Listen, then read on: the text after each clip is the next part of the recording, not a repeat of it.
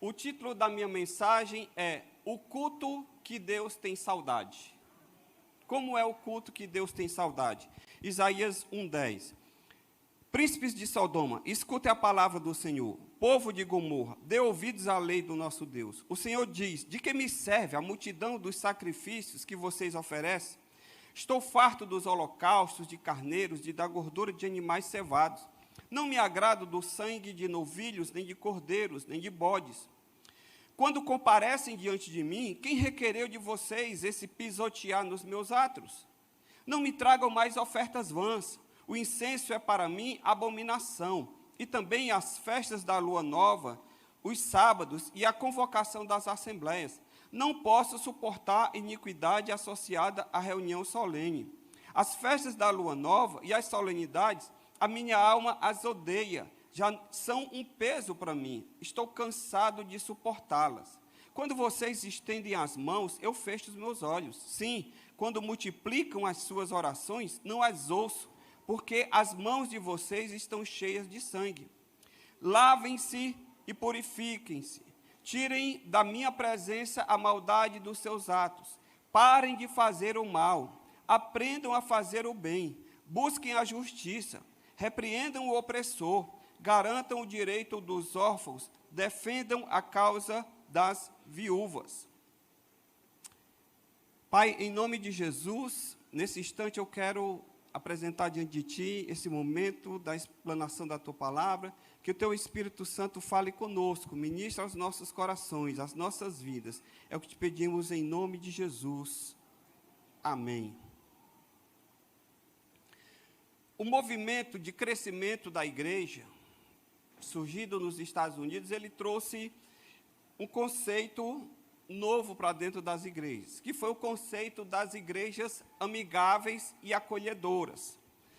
Dentro desse conceito de se ter uma igreja amigável e acolhedora, a ordem para as igrejas que quisessem aderir a esse movimento era reinventar-se, era tornar o ambiente do culto, o ambiente das reuniões, um ambiente atraente, em que a pessoa que frequentava esse culto, ela pudesse se sentir bem em estar ali, em que ela não se sentisse incomodada, ameaçada, constrangida, para que ela sempre pudesse estar voltando ao culto, a frequentar aquela igreja.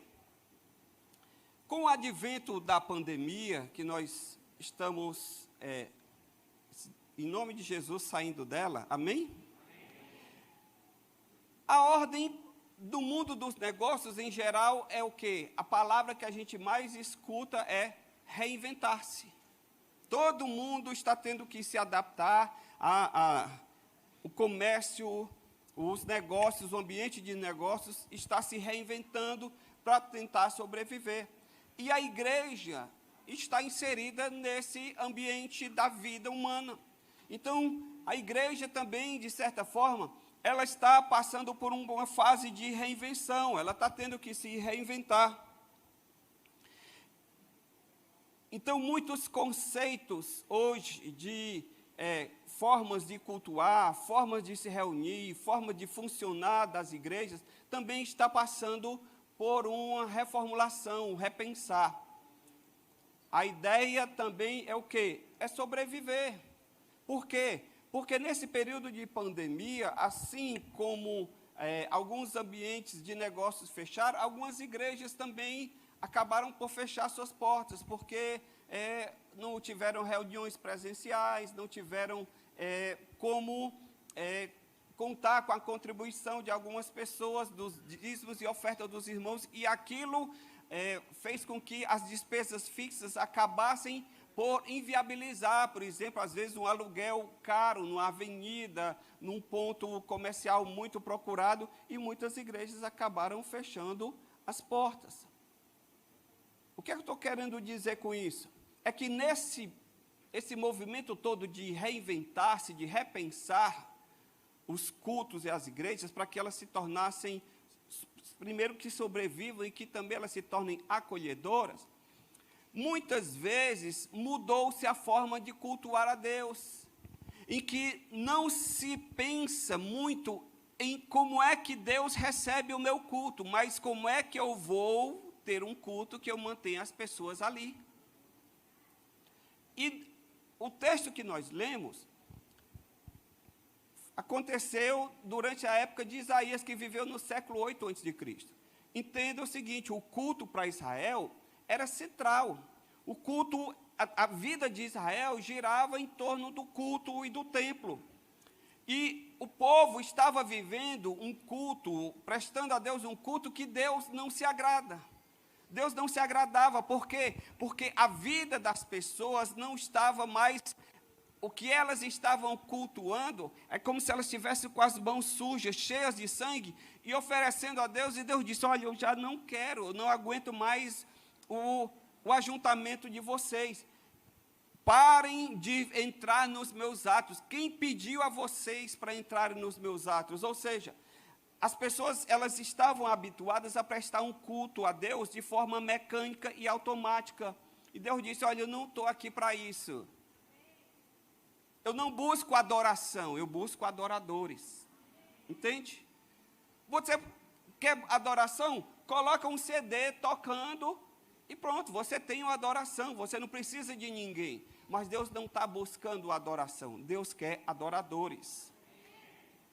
Que o adorem em espírito e em verdade. Então, o Senhor diz, olha, eu não quero este culto. E nesse texto nós temos alguns princípios que eu gostaria de compartilhar com você. Porque durante a pandemia nós ficamos sem nos reunir de forma presencial, nos reunimos de forma online. E muitas pessoas diziam, ai, que saudade da igreja, ai, que vontade de voltar para o culto. E a grande pergunta é o seguinte, será que Deus estava com saudade do nosso culto? Porque uma coisa é eu ter saudade do culto, de ter saudade de encontrar o irmão, a irmã, de encontrar as pessoas, de rever, de estar ali naquele ambiente acolhedor. A pergunta é, e Deus estava com saudade do meu culto? Pastor, como é um culto que Deus tem saudade? Como é um culto que agrada a Deus? Primeiro, é um culto dinâmico. O que é um culto dinâmico, pastor? Um culto dinâmico é aquele que atrai a presença de Deus e faz o céu se mover em resposta. Versículo 15, acompanhem comigo. Quando vocês estendem as mãos, eu fecho os meus olhos. Sim, quando multiplico as suas orações, eu não as ouço, porque as mãos de vocês estão cheias de sangue. O que é que Deus está dizendo aqui? Deus está dizendo e deixando bem claro que Ele não responderia à oração do povo, que prestar aquele culto era vão. Por quê? Porque Ele não daria ao trabalho de se mover em resposta àquelas orações. Queridos, um culto que agrada a Deus é um culto dinâmico. O que é um culto dinâmico? É um culto em que as nossas orações, elas não ficam presas a esse teto, mas que elas ultrapassam o teto, e que elas chegam até os céus, e que elas movem o coração de Deus, e Deus não consegue ficar parado em relação àquele culto. A minha pergunta para você nessa manhã é a seguinte: o culto, a sua oração, aquele que você faz de louvor e adoração a Deus, será se está chegando ao coração de Deus? E será se Deus está se movendo em resposta a esse culto que eu e você prestamos? Deus espera de nós, irmãos, um culto dinâmico, um culto capaz de atrair a presença dEle, de tocar o seu coração, um culto que faça com que o céu se mova, que o céu não fique indiferente, ao contrário, que ele se mova e que ele opere. O prazer de Deus, sabe qual é? É de estar com o Espírito Santo aqui entre nós, se movendo, agindo, operando, trabalhando, porque o ministério do Espírito Santo é esse.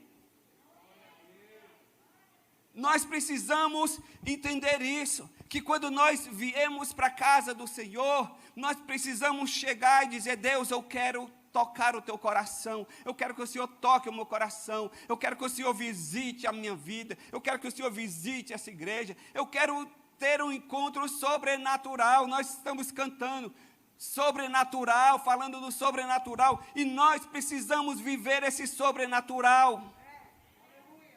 E eu quero lhe dizer que não é papel apenas dos músicos, dos pastores que estão aqui à frente, é papel de cada um de nós, quando nós colocamos o pé na casa do Senhor, dizer: Deus, eu quero a manifestação do Teu Espírito no nosso culto. Nós somos uma igreja pentecostal, uma igreja que crê no poder, na atualidade dos dons do Espírito Santo. Nós não estamos aqui para falar de um discurso religioso. O grande problema de Israel foi o ritualismo, porque eles sabiam como fazer, eles estavam sacrificando animais diuturnamente, eles estavam fazendo tudo aquilo que eles sabiam fazer, só que a vida deles estava dissociada daquilo que eles prestavam a Deus de culto. Então, meu querido, deixa eu lhe dizer, nós não estamos aqui para fazer a máquina funcionar, nós estamos aqui para ter um encontro com Deus.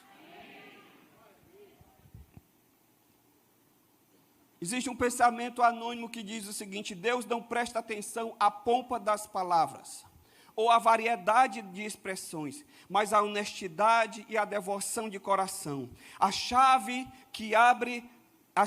abre a porta, não porque a chave é dourada, mas porque ela se encaixa na fechadura. Deus não se impressiona com teatro, Deus não se impressiona com movimentos, Deus busca a sinceridade no coração. Deus busca que eu e você estejamos com o coração totalmente entregues a Ele. Rick Warren, pastor da uma igreja com propósito, ele fala uma coisa muito interessante. Só existe uma coisa que Deus não tem, a não ser que eu e você demos para Ele. Aí eu fiquei pensando, o que é que Deus não tem, se Deus tem tudo? E o que é que Deus não tem, a não ser que eu dê para Ele? E aí ele diz o seguinte: é a nossa atenção. Deus não terá a nossa atenção, a não ser que a gente dê para Ele. A única coisa que você pode dar para Deus que Ele não tem, se você não der, é a sua atenção.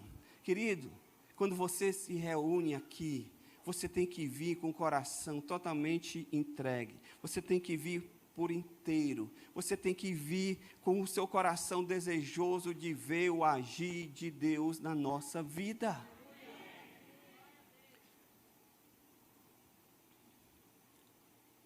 Existe um comentarista bíblico chamado F.B. Maia, ele diz o seguinte: creio que se há uma coisa que fere o coração do mestre com a dor indizível, esta não é a iniquidade do mundo, mas a indiferença da igreja. A pior coisa que pode acontecer, irmãos, é você receber indiferença de uma pessoa que você ama. Se você, por exemplo, está num ambiente de negócio, e você vai fazer uma visita a um cliente, e você chega lá todo empolgado com o seu produto, e simplesmente a pessoa ouve a sua apresentação, ou simplesmente nem dá muita atenção, você sai de lá triste, claro, porque você foi na expectativa de oferecer um produto que empolgasse o cliente, e ele não se empolgou, e ele acabou não fechando nenhuma compra com você. Mas você sai dali, bate o assolado dos pés e vai para o outro cliente. Agora, quando você faz um gesto de amor para uma pessoa que você ama, e a pessoa responde com indiferença, aquilo dói no seu coração. Porque ali não é uma relação comercial, é uma relação de amor, de afeto. Nós com o Senhor, nós não estamos numa relação comercial, nós estamos numa relação de amor.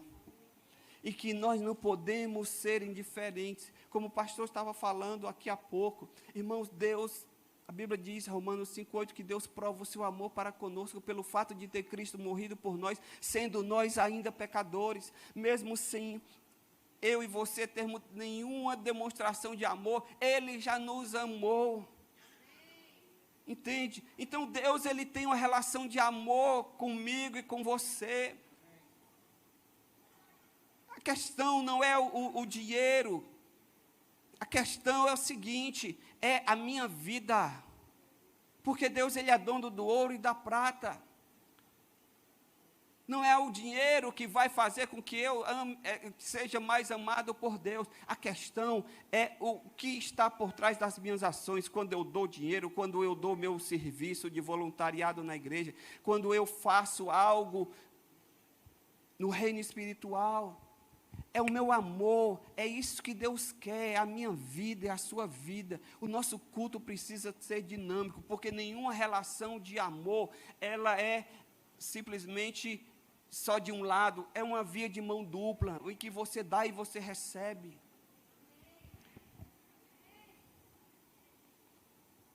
O Senhor diz em Jeremias 29:13, buscar-me-eis e me achareis quando me buscardes de todo o vosso coração, e serei achado de vós, diz o Senhor, e farei mudar a vossa sorte.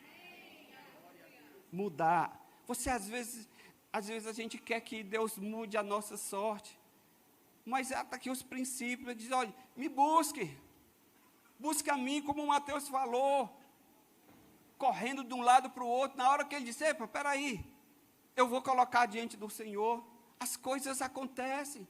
Por quê? Porque o nosso problema é que nós estamos constantemente dependendo de nós.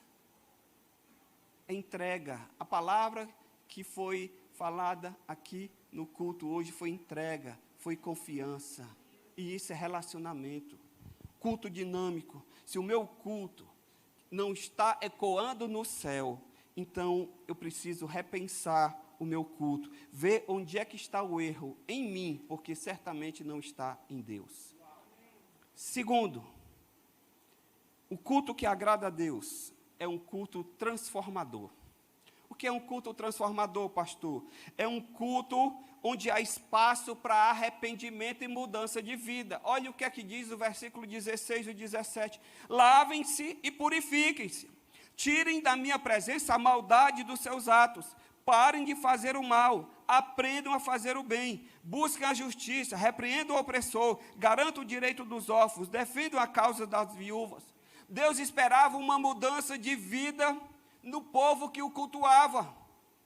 E que essas pessoas deixassem de fazer o mal e passassem a fazer o bem. Aquilo que é justo. Irmãos, Deus esperava que houvesse um processo de aprendizado da sua lei, em que as pessoas se voltassem para o Senhor com o desejo de conhecê-lo, de obedecê-lo.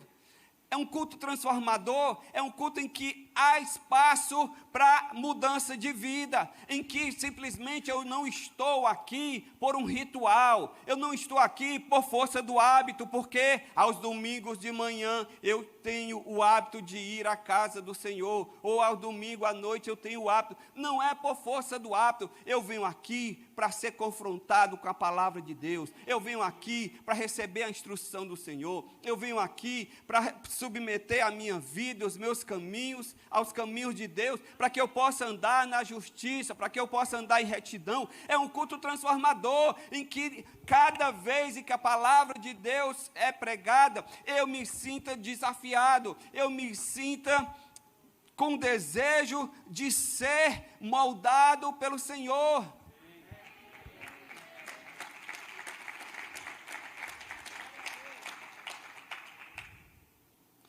Deixar os ritos, as cerimônias e voltar aos princípios da espiritualidade. Pastor, o que são esses princípios da espiritualidade? Arrependimento, confissão de pecados, transformação de caráter. A igreja, ela tem se esmerado para proporcionar a cada membro uma dieta da palavra de Deus. Os pastores estão aqui se revezando, pregando. Você tem escola bíblica, você tem GC.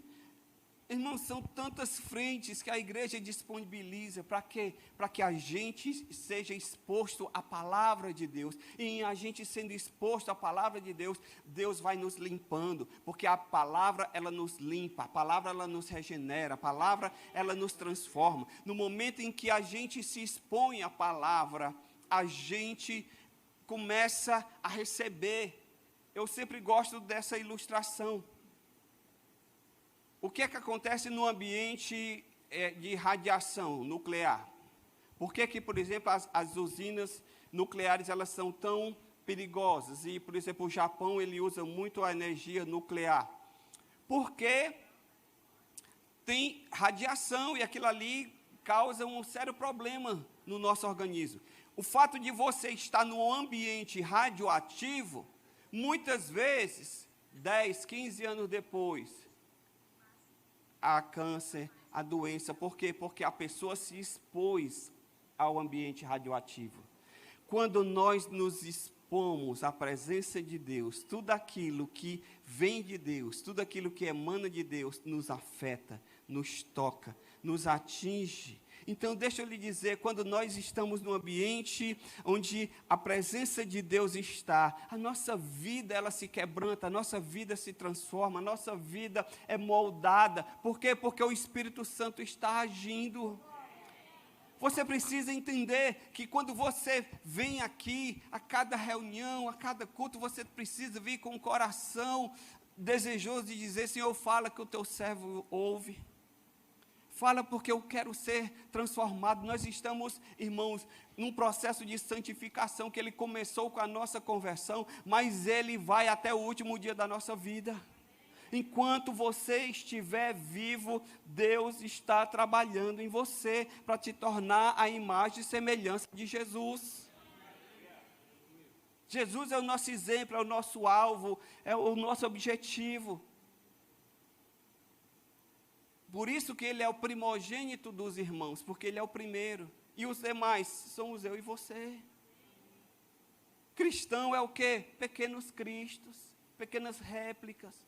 Deus quer que eu e você estejamos num ambiente de culto, mas um ambiente em que haja espaço para transformação.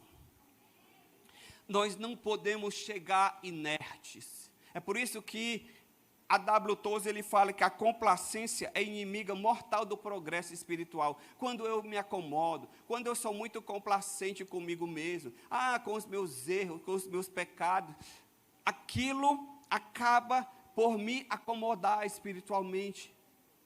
Nós precisamos ser homens e mulheres que a gente não convive bem com o pecado.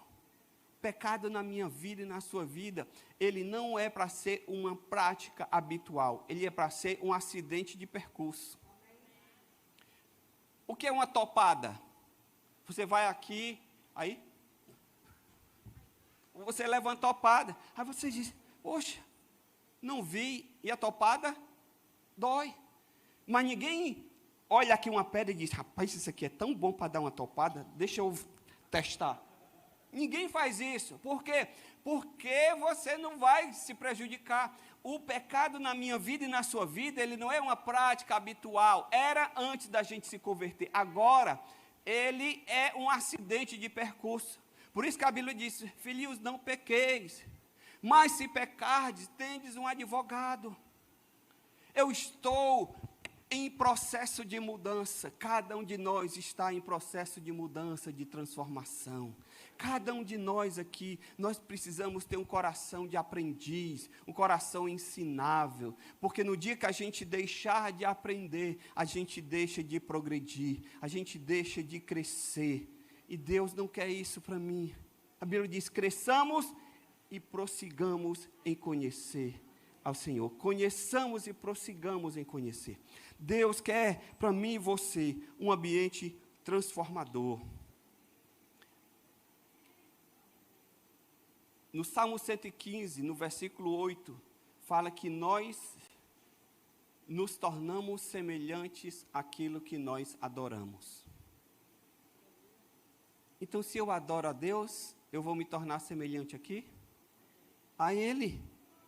O que adoramos, irmãos, determina aquilo em que nos transformamos. Eu preciso vir para o culto e ter espaço para a minha adoração. Por que eu preciso adorar a Deus, pastor?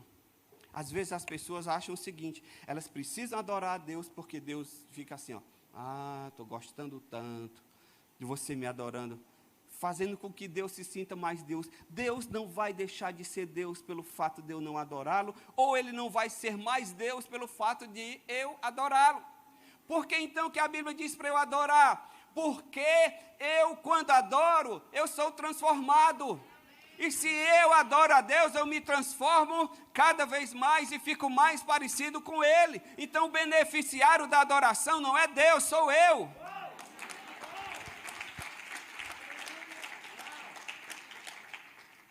É por isso que eu tenho que adorar. Deus não vai deixar de ser Deus. Mas quando eu adoro, eu estou me preparando para a eternidade. Então, deixa eu lhe dizer, quando a igreja estiver aqui adorando, tem gente que chega assim e diz, poxa vida, esse negócio termina mais não. Aí ele olha aqui para um lado, aí está o irmão. Aí olha aqui para a irmãzinha aqui, que está no microfone. A pastora Ruth.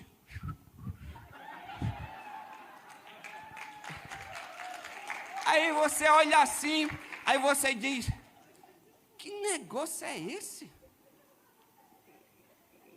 Pessoal fanático.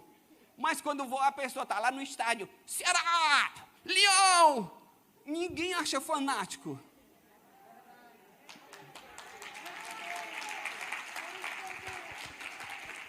Então, deixa eu lhe dizer, você veio aqui para adorar, então, deixa eu dar um conselho, não está acostumado, então ore a Deus e diga, Senhor, me ensina a te adorar. Porque lá no céu, irmãos, nós vamos adorar a Deus. Então, se você quer ir para o céu, você precisa começar a se ambientar aqui. Tem gente que diz, você quer ir para o inferno? Ela diz, eu não. Você quer ir para o céu? Pois no céu, o ambiente é de adoração. Então, deixa eu lhe dizer, pior coisa, você quer me ver triste? Me coloque num ambiente com funk, me coloque num ambiente pancadão, e não vou nem dizer outro sítio, para não ofender ninguém aqui, porque às vezes pode ser que alguém goste aqui. Sertanejo universitário, forró e algumas coisas. Não gosto. Eu fico incomodado. Eu quero sair do ambiente. Por quê? Porque eu não gosto daquilo. Se você quer ir para o céu, deixa eu lhe dizer, então comece a adorar, meu irmão. Por quê? Porque senão o céu não vai ser gostoso para você. O céu não vai ser bom. Você vai dizer, é eternidade. Ai. Entende?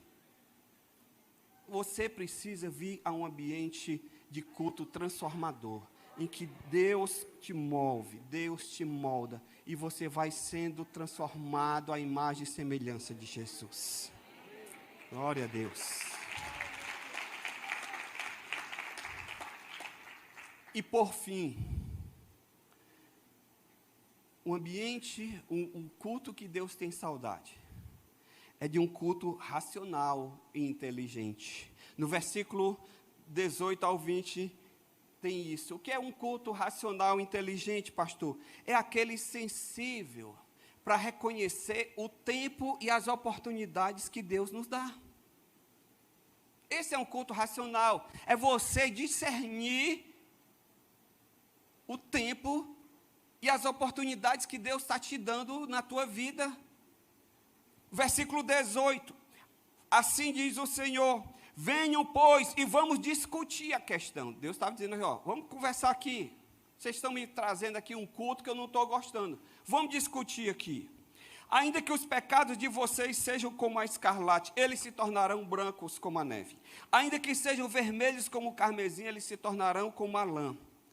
Versículo 19, se vocês estiverem dispostos a me ouvirem, vocês comerão o melhor dessa terra. Mas se recusarem e forem rebeldes, vocês serão devorados pela espada, porque a boca do Senhor o disse. Deus chama o povo e diz, vamos fazer uma DR aqui. Que é DR, pastor, é discutir a relação, não tem? Os casais não fazem isso? Quando uma coisa está pegando, diz, minha filha, sente aqui, vamos conversar aqui, botar os pingos nos is, porque o negócio aqui está pegando. Então, como eu não casei para separar, então a gente precisa se ajustar, não é assim? Para o cristão não existe essa possibilidade de, não deu certo, separa. Não existe. Essa porta não existe. Não existe aquela coisa da pantera cor-de-rosa, saída pela esquerda. Não existe. É para frente.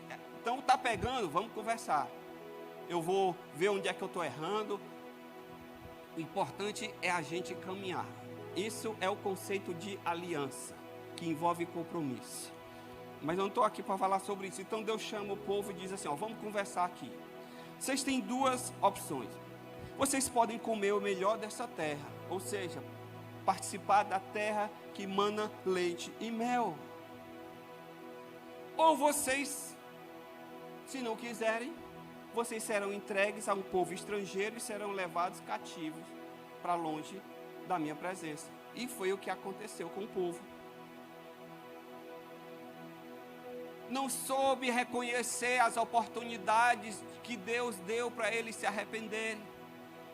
Irmãos, um culto inteligente é aquele culto em que eu adoro a Deus, em que eu me arrependo dos meus pecados, mas é um culto em que eu não abro mão do meu raciocínio, do meu intelecto. Não é porque eu me converti que agora é tudo assim, aqui é só no espírito, não tem mais nada de racional. Não existe isso. Eu preciso de entendimento para que eu possa entender o que é que Deus está falando comigo.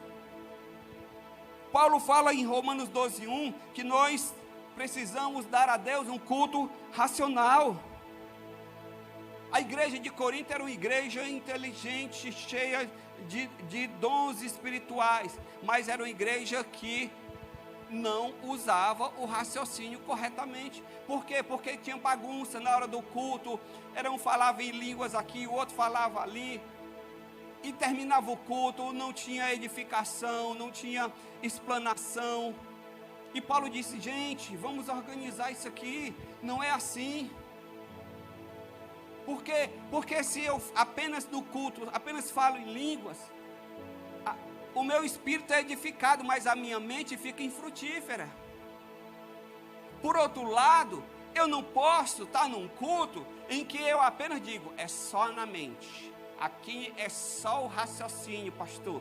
Esse negócio de mover, esse negócio de reteté, esse negócio de unção, não. A gente precisa ser uma igreja ordeira. Todo mundo engomadinho. Entrou engomado e sai engomado. Não, eu preciso entrar engomado, mas se Deus quiser me amassar, Ele tem liberdade. É isso que eu preciso entender, o agir de Deus. É o que Deus está querendo fazer no ambiente, é o que Deus está querendo mover. Porque relacionamento é dinâmico. A gente acorda, bota a roupa engomada, mas quando a gente vai dormir, ninguém vai dormir engomado. Você se enrola nos lençóis. E é bom se enrolar nos lençóis. Amém? Você está entendendo o que eu estou dizendo, né?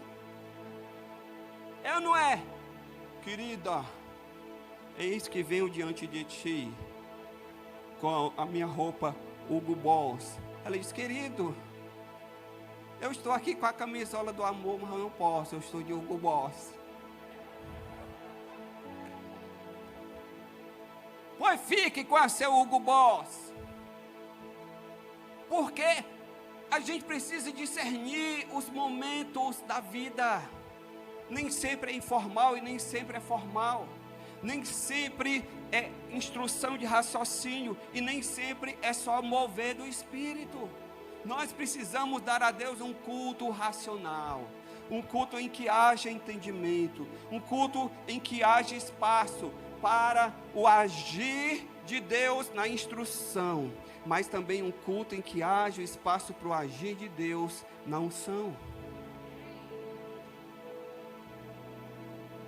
O Senhor disse em Isaías, vinde pois e arrazoemos. O que arrazoemos? É discutamos, é pensemos. Ele diz em Joel, rasgai o vosso coração e não as vossas vestes. Deus, Ele não quer ritualismo. Essa expressão de rasgar as vestes na Bíblia é sinal de arrependimento. O cara queria dizer que estava arrependido, ele indignado, ele rasgava as vestes. Mas aquilo se tornou com o tempo apenas uma expressão de quê? Mecânica. de ritualismo. E Deus disse: olha, não estou querendo que você rasgue as suas vestes, eu quero que você rasgue o seu coração. Eu quero que você deite a sua vida. A responsabilidade, irmãos, de cada um de nós diante de Deus demanda uma resposta favorável da nossa parte, porque a nossa resposta condiciona os resultados. Eu preciso entender que Deus coloca de mim oportunidades. O Senhor disse para o povo lá em Deuteronômio 11, 26: eis que coloco diante de ti a bênção e a maldição. A bênção quando você cumprir os mandamentos, e a maldição quando você não cumprir. Deus dá a opção. Deus nos faz colocar diante de nós dois cenários. A pergunta é o seguinte: como é que eu vou reagir? Eu vou ter sensibilidade para reconhecer o agir de Deus e eu entrar nesse agir, entrar nesse mover? Eu quero dizer para você que a gente precisa se reinventar, sim. Não mudando o jeito de cultuar a Deus, mas a gente precisa se reinventar na nossa vida espiritual. A gente precisa, cada dia, dizer: Senhor, eu não quero me acomodar. Eu não quero viver de forma mecânica, de forma ritualística. Eu quero, Senhor, ó Deus, andar pela direção do Teu Espírito. Porque a Bíblia diz que o vento sopra para onde quer. O vento não sopra só na direção. O vento muitas vezes muda de direção. É aquilo que o pastor Júnior chama de estação. Eu preciso entender qual é a estação de Deus. Para quê? Para que eu não perca o bonde da história. Para que Deus vá numa direção e eu disse: não, eu não vou não. Eu aprendi assim, eu vou ser assim. Eu nasci assim, eu cresci assim, vou morrer assim, meu nome é Gabriela. Não. Eu não vou abrir mão dos princípios. Princípios são inegociáveis. Mas a forma de Deus fazer, eu preciso ter entendimento, discernimento para o agir do Espírito Santo de Deus. Amém? Esquadrinhemos os nossos caminhos, provemos-los e voltemos para o Senhor. Se o culto que eu estou prestando a Deus, irmãos, não está me levando a escolhas inteligentes, então eu preciso repensar o meu culto, porque um culto que agrada a Deus é um culto que promove a vida, que promove a bênção e não a maldição. Vamos ficar de pé na presença do Senhor.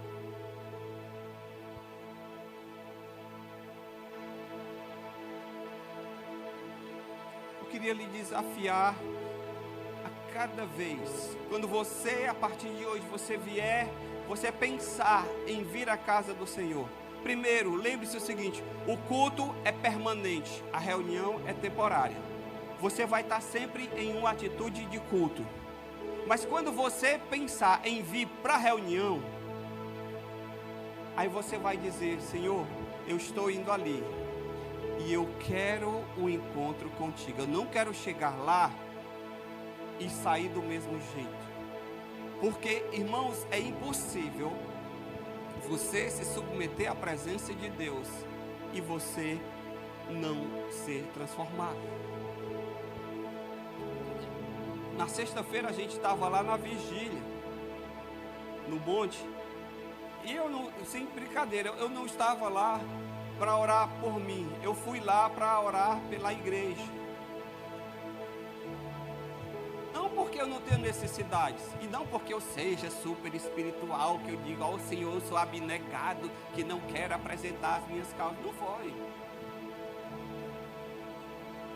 Mas eu estava lá, e Deus usou a missionária Clarice, e disse: Pastor Joaquim, o Senhor está blindando o teu fígado e o teu intestino. Eu disse: amém. Minha mãe teve câncer de estômago. E todo ano eu faço endoscopia, porque o médico diz: ó, todo ano você tem que fazer. Por quê? Porque isso pode ser genético. Então, todo ano eu faço, na prevenção. E eu estava ali, não estava pensando em estômago, intestino, não estava pensando em nada. Mas o Senhor disse, olha, eu estou fazendo alguma coisa por aqui. Glória a Deus. Porque quando a gente está na presença de Deus, aquilo que emana de Deus nos afeta, nos transforma, nos atinge. Amém? Então quando você vier para o ambiente da reunião, porque o de culto é permanente, você vai dizer, Senhor, eu quero ser tocado por Ti. Eu quero, Senhor, ter um culto transformador. Eu quero, Senhor, que a minha oração não fique ali presa naquele teto acústico, mas que ela possa romper e possa alcançar teu coração, e o Senhor possa se mover em direção à minha vida, aquilo que eu oro. Irmãos, a pior coisa que tem é a oração não respondida. Então nós precisamos mudar e dizer, Deus, eu quero orar e quero ver o Senhor agir. Nós não podemos nos acostumar ou depender da oração apenas do pastor. Você precisa orar, porque o pastor não vai estar contigo 24 horas, ele não vai estar contigo no teu ambiente de trabalho. Se o Mateus não tivesse entendido isso, ele poderia muito bem ter dito, eu vou esperar chegar o próximo culto para poder chegar para o pastor e dizer, pastor, ore por mim, pelo meu trabalho, eu estou enfrentando isso. Daí o problema já teria acontecido, não teria sido resolvido e talvez fosse tarde demais. Mas ele entendeu que o Senhor está com ele em todo o tempo, não apenas aqui quando ele está louvando, mas quando ele está trabalhando ou em qualquer outro lugar. E ele diz, Senhor, peraí, eu sirvo a um Deus que é vivo, eu sirvo a um Deus que se move, e se eu estou aqui no ambiente de trabalho, é tão espiritual quanto se eu estivesse lá cantando. Então age, Senhor, aqui agora. E Deus age, por quê? Porque Deus quer que a gente dê a Ele um culto dinâmico, que seja capaz de mover os céus em resposta. Nós vamos cantar, e você vai orar aí no seu lugar e dizer, Deus, eu quero orar e ver os céus se movendo. Eu quero orar e ver o Senhor se levantando do trono. E o Senhor dizendo, eu não consigo resistir à oração do meu filho, da minha filha. Que coisa maravilhosa, irmãos. A gente poder dizer, Deus se levantar do trono em direção a mim e a você.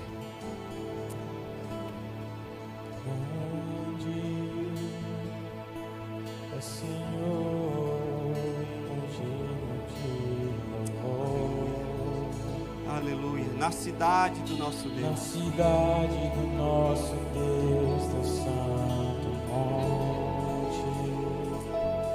Alegria. Alegria de toda a terra.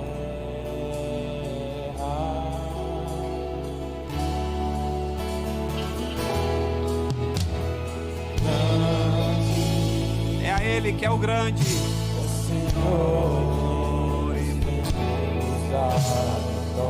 que nos ajuda, aleluia, que nos ajuda contra o inimigo. por isso nos curvamos, Por isso diante dele nos prostramos. oh, te adoramos, Senhor, Queremos o teu nome engrandecer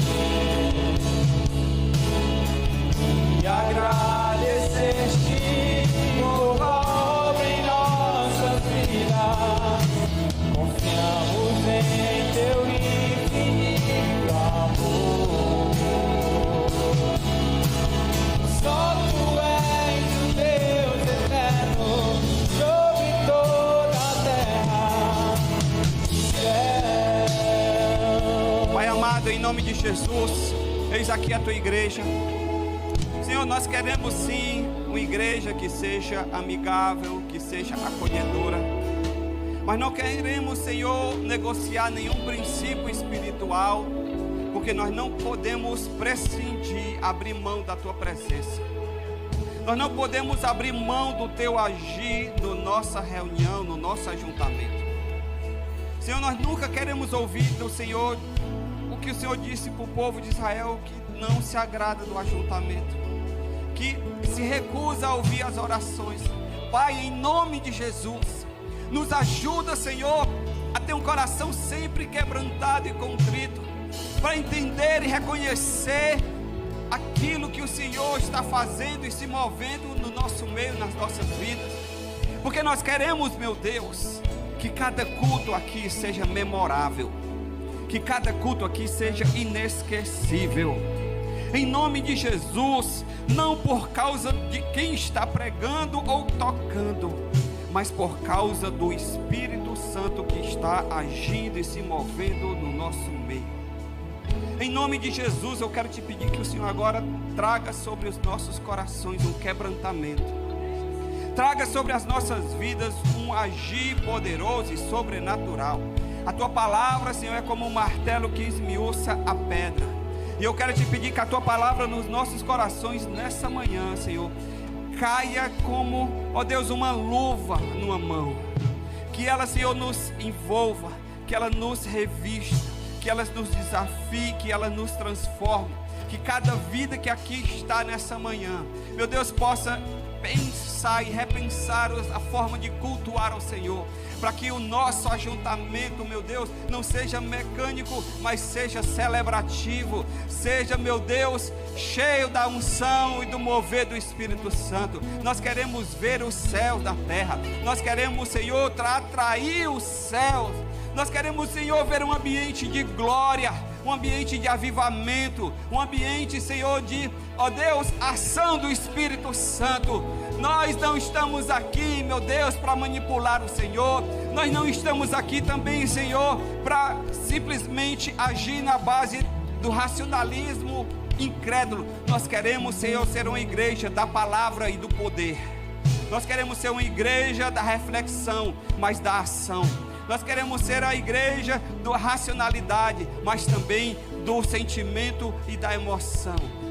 Com equilíbrio, com alegria, com santidade, com temor e tremor na tua presença, para a glória do teu nome, em nome de Jesus. E se você concorda e crê, diga amém. Glória a Deus, amém. Pastor Júnior, por favor. Os gideões estão ali. Quanto é? R$2,50 cada 3. R$10 você dá pelo menos 3 Novos Testamentos. Então, que você possa dizer assim, ó, eu vou contribuir pelo menos com 3 Novos Testamentos. Amém? 3 Novos Testamentos. R$10 dá 3 Novos Testamentos.